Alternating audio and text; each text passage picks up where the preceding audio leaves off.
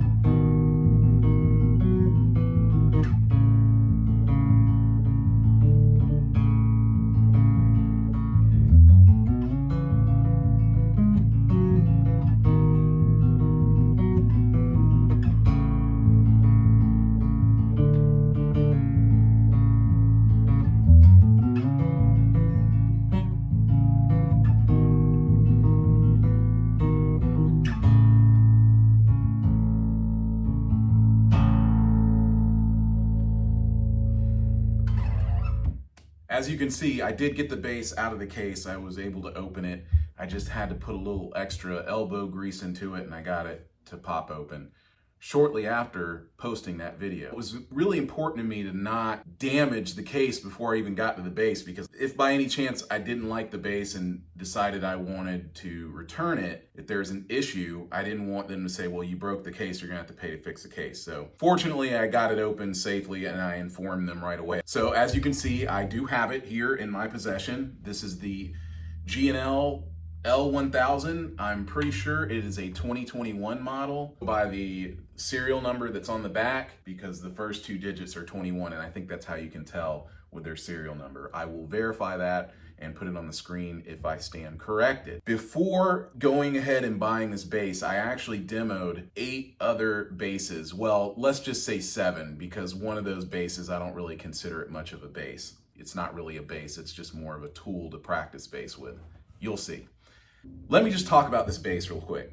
This bass is far more pleasing to the eye than any of the other Leo Fender creations, in my opinion. I've always wanted an all-natural. I've had a few of them, yes, but I've really wanted to get an all-blonde bass back in my arsenal. I would also like this with my guitar as well. I would really love for my custom shop Strat to be all blonde like this. This is my favorite finish on any instrument. I just want to see it like this, okay? I don't care for paint or stain or any of that kind of stuff, unless I do love the roasted maple look. It's beautiful. But other than that, this is my favorite finish. I've always wanted something like this. The neck of this bass, it feels very similar to your everyday P bass or anything like that. It doesn't have a very fast neck on it. It is not thin. It is a C-shaped neck.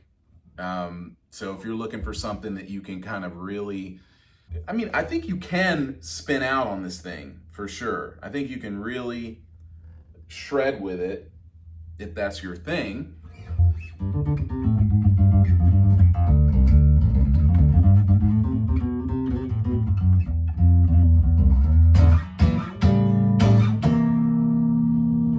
Another thing I really like about this bass, anyway, I like the way it feels up here in the first 5 frets in this region. It feels pretty good up here,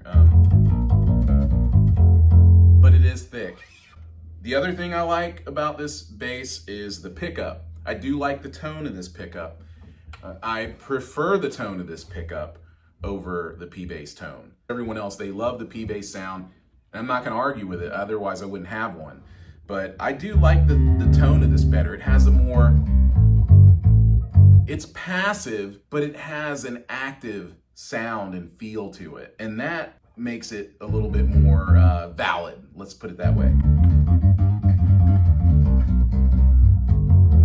I mean, I get it. I see why people like these basses and why the guitar and bass community is lamenting the loss of this company. I get it. I do, honestly. This is my quick initial take. I'm asking myself why I didn't get one of these sooner. Really, honestly. This is my thing. I'm really kind of kicking myself for not getting one a couple of years ago when I saw one and it was a great deal and I could have gotten it. I think I would have been very pleased with it because this one has a few quirks to it. And the number one quirk, let me see if you guys can pick it up on camera.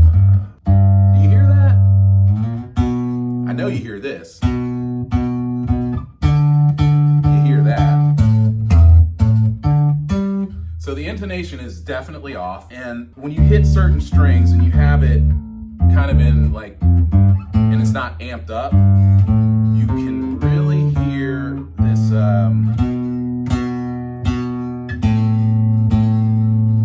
I hear this rumbling when I hit certain,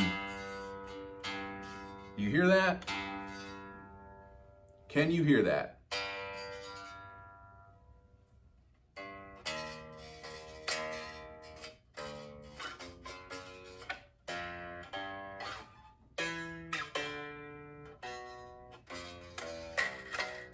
I'm hoping that it's because I am not well versed on guitar and bass setups and guitar as well. Because I don't really know much about this and I've dabbled with it a little bit, but I still don't know anything. I'm just gonna say that it needs a truss rod adjustment. I just hope that the truss rod is not broken. I fear that it may be damaged. Even with such a young instrument as this one, I feel that whoever had it before fiddled with a truss rod.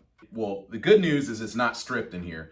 I also don't like truss rod adjustments right there. Why? Because it just seems to be easier if it's right here where the neck meets the body and you can just adjust it there. It seems to be a lot more straightforward and easier to understand and figure out. I don't understand why they put it here. I'm sure they did it they have good reason for that. I just don't know this whole world of setups. I'm gonna learn it though, because I think it would be of great value just to me. And I would love to share those things with the community. I have a friend who I came up with, I played my first band ever with him. I mean, he's practically a luthier now. I mean, he's really, really good. And his thing is guitar. He doesn't mess with bass at all. But man, can he do a setup on a guitar that'll just blow your mind. That's my brother, Chris, I was talking about him in the Hemispheres post that I made. I traded my copy of Sepultura Arise with him when we were, 17 years old. And I mean, I was loving that tape, but I heard Hemispheres and I was like, man, we gotta swap. That's the guy that I'm talking about. So anyway, he's got a lot of guitars. And his thing is setting up, he does some Frankenstein builds, rebuilds, but he's really good at it. And I'm trying to learn some things from him. I haven't officially come to him and said, teach me everything you know, but I have had discussions with him trying to understand more about the electronics. We've talked about my Padula. He wants me to take it to this other guy. So blah, blah, blah, you know the deal. Anyway, this bass definitely has, it has a nice feel to it for sure, but it needs a setup.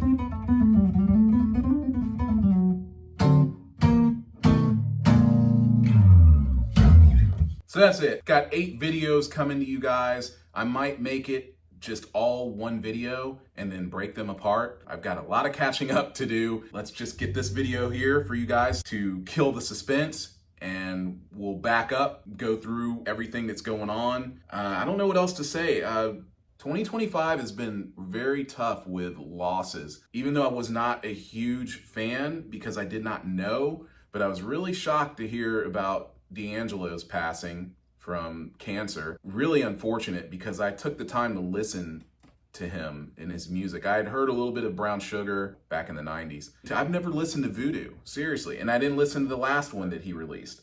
But I listened to Voodoo the other day as I went on my morning walk. Wow, why did I not pay more attention to this guy?